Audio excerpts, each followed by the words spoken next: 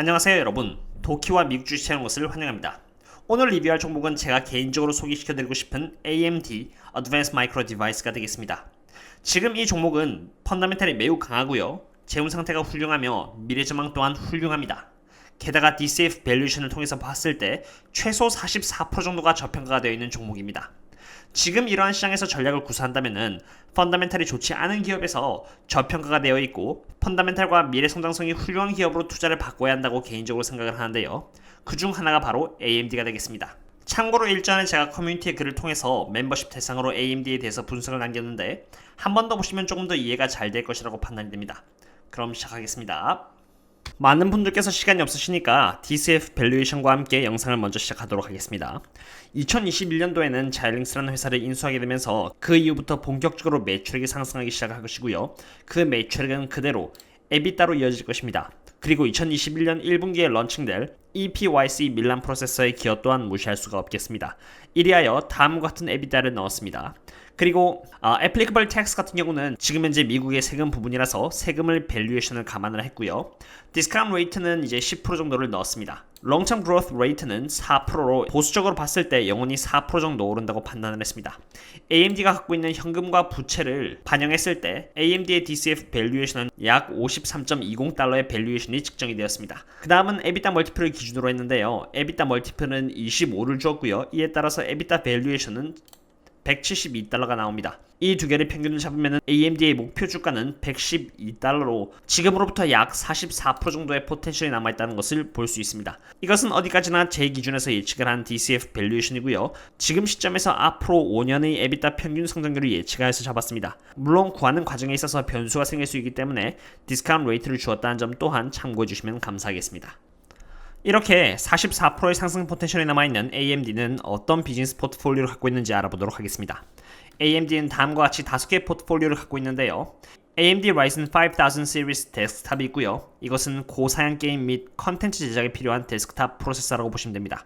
그리고 두 번째는 AMD Ryzen 5000 시리즈 모바일로 고사양 게임 및 컨텐츠 제작에 필요한 노트북용 프로세서라고 보시면 됩니다.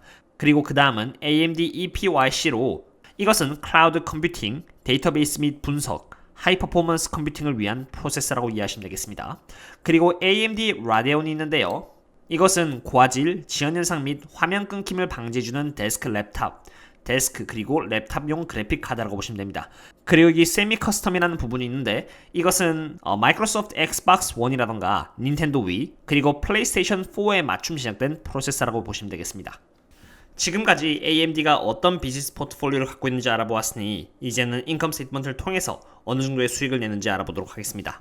2020년 4분기 기준으로 AMD는 3.24빌리언 달러의 매출액을 내면서 가장 높은 매출액을 달성했습니다. 매출액 상승률을 봤을 때 최근에 굉장히 좋은 모습을 하고 있는데요. 전분기를 대비해서 비교를 한다면 2020년 4분기는 3분기 대비 15%의 상승을 해줬고요. 2020년 3분기는 2분기 대비 45%의 상승을 해줬습니다. 지난해 2019년과 비교를 하면 성장률은 더더욱 도드라집니다. 2020년 4분기는 지난해 4분기 대비 52%의 상승을 해줬고요. 2020년 3분기는 지난해 3분기 대비 55%로 아주 훌륭한 매출액 성장률을 보여주고 있습니다. 이번에는 그로스 프로핏을 보도록 하겠습니다. 그로스 프로핏은 매출액에서 코스트 오브 더 레비뉴를 빼면 나오는 부분으로 그로스 프로핏 또한 매출액과 같이 우상을 해주는 아주 좋은 모습을 보여주고 있습니다. 그로스 프로핏을 봤으니 그로스 프로핏을 매출액에 대비해서 보여주는 그로스 마진을 보도록 하겠습니다.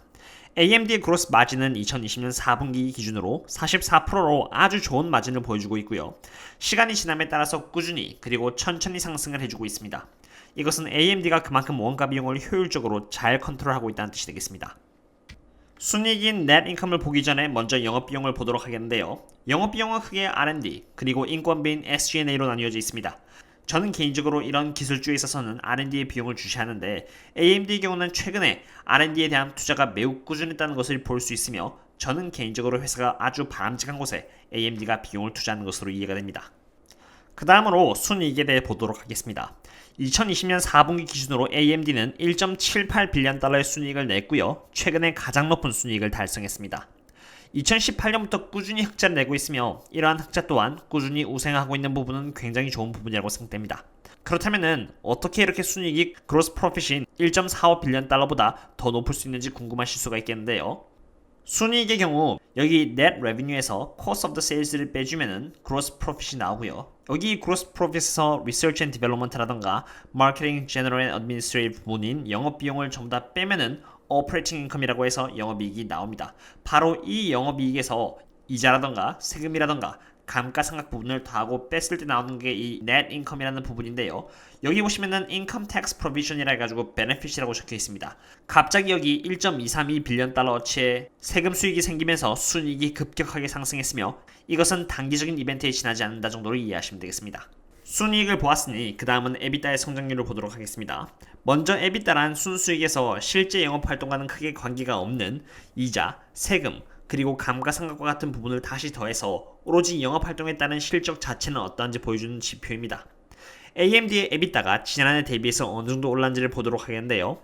보시다시피 에비타의 성장률은 97%로 2배 가까이 올랐고요. AMD가 위치하고 있는 섹터의 경우 평균 9.18% 정도로 에비타의 상승을 봤을 때 AMD는 정말 엄청나게 높은 상승률을 보여주는 부분이라고 생각합니다.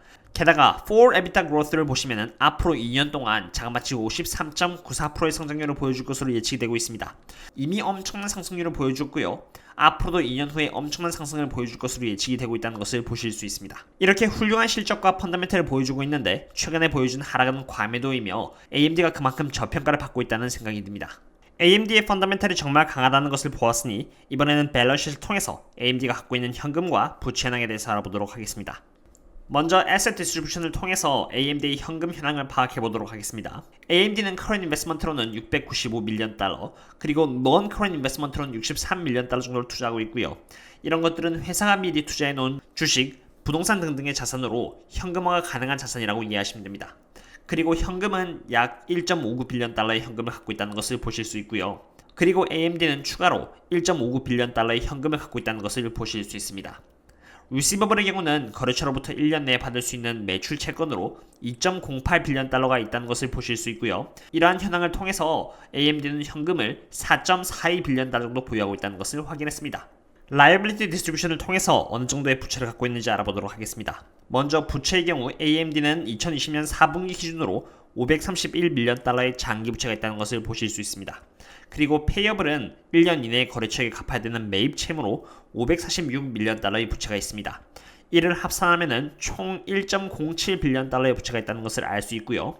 지금 갖고 있는 현금 4.42 빌리언 달러로 장기 부채를 포함해서 한 방에 갚는다고 해도 3.35 빌리언 달러의 현금이 남게 됩니다. 이것을 봤을 때 AMD의 재무 상태는 굉장히 강하다고 말씀드릴 수 있겠습니다. 이제는 미래 전망에 대해서 알아보도록 하겠습니다.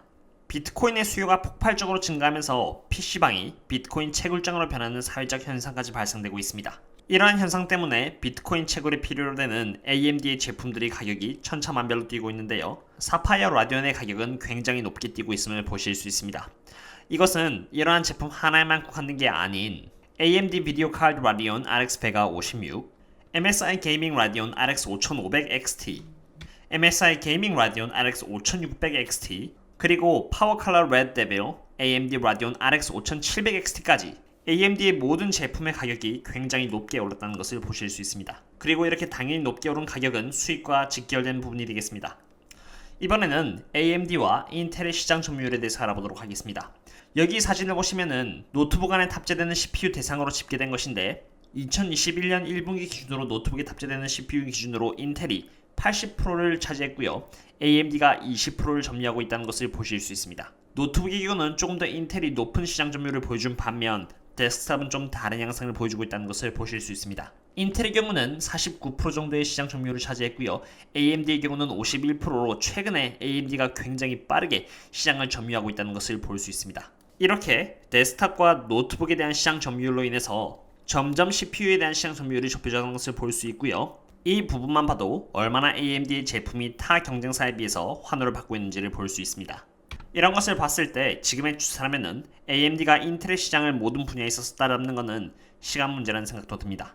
그 다음은 데이터 센터에 대한 CPU 수요 상승이 되겠습니다. 4차 산업혁명으로 빠질 수 없는 것이 클라우드인데요. 클라우드 서버를 제공해주고 있는 아마존, 구글, 그리고 마이크로소프트 등의 기업들은 클라우드에 대한 투자를 과감하게 하고 있으며 클라우드 인프라에 파워를 주는 AMD의 제품인 EPYC 프로세서는 그러한 니즈를 충족시키기에는 매우 적합하다고 봅니다. 실제로 CES 2021년 로드쇼에서는 AMD 3세대 EPYC 밀란 프로세서를 출시했으며 이것은 인텔의 가장 높은 사양이며 듀얼 소켓 프로세서보다 68%나 더 높은 퍼포먼스를 내는 것으로 알려졌습니다. 그러한 이유에서 2021년에는 AMD의 CPU 서버에 대한 수요가 키 그로스 드라이버가 될 것이며 2021년 1분기에 런칭될 EPYC 밀란 프로세서와 함께 AMD 시장 점유율 또한 꾸준히 성장될 것으로 예측이 되고 있습니다. 그 다음은 Xilinx에 대한 인수 부분이 되겠는데요. 2020년 AMD는 Xilinx 회사를 35조 규모의 거래를 통해서 인수하기로 발표를 했으며 2021년 말에 인수는 완료될 예정입니다. Xilinx는 Field Program Gate Array FPGA를 포함해서 다양한 종류의 Programmable Logic Device PLD를 만드는 회사로 FPGA 마켓에서는 자그마치 54%의 시장 점유율을 갖고 있습니다. Xilinx와의 합병을 통해서 데이터 시장은 2014년까지 연평균 성장률 36%의 속도로 성장할 전망이며 AMD는 총 110조 규모의 시장을 갖게 될 것이고요. Cost of the Revenue 및 Operating Expense 측면에서 최소 300밀리언 달러를 절약할 수 있을 것으로 예측이 되고 있습니다. 성장하는 것은 시장의 규모뿐만이 아닙니다. 인수를 통해서 AMD는 데이터 센터, 게임, 데스크톱, 커뮤니케이션, 자율주행, 그리고 항공우주와 방산까지도 수익을 얻을 수 있는 구조로 갖게 됩니다. 이번에는 리스크에 대해서 말씀드리도록 하겠습니다. x86 기반 아키텍처를 이용해서 프로세서를 만들어온 AMD와 인텔에게 ARM을 인수한 엔비디아는 충분한 위협이 될 수 있다고 생각합니다.